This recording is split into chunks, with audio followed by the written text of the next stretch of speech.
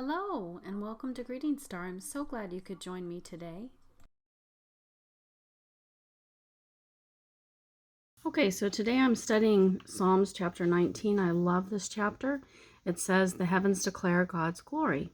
The heavens declare the glory of God, and the firmament shows his handiwork. Day unto day utter speech, and night unto night shows knowledge. There is no speech nor language where their voice is not heard. Their line goes out through all the earth, and their words to the end of the world. In them has he set a tabernacle for the sun, which is as a bridegroom coming out of his chamber, and rejoices as a strong man to run a race. His going forth is from the end of the heaven, and his circuit unto the ends of it, and there is nothing hid from the heat thereof." So this verse tells me, verse 3, that no matter where you are or no matter who you are, when you look around at creation and you look up at the sky and see everything in it, you know that God exists. He exists and he loves you.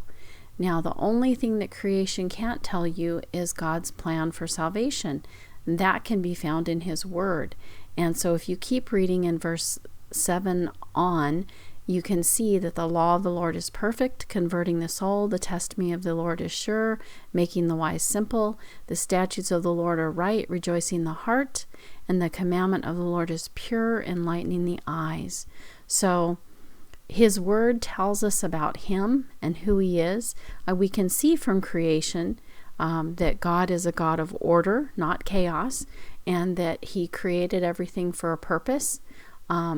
But creation can't tell us that. And sometimes man gets confused and sees the awesomeness of creation, and they want to worship the creation instead of the creator.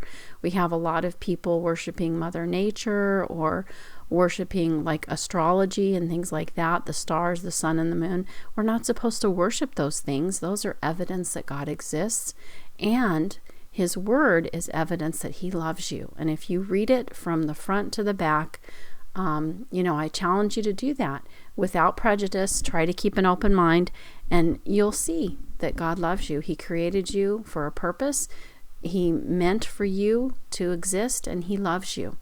And all you have to do is come to him, and he will cleanse you of all your sin and save you and give you eternal life through the work that Jesus did on the cross when he died and was resurrected.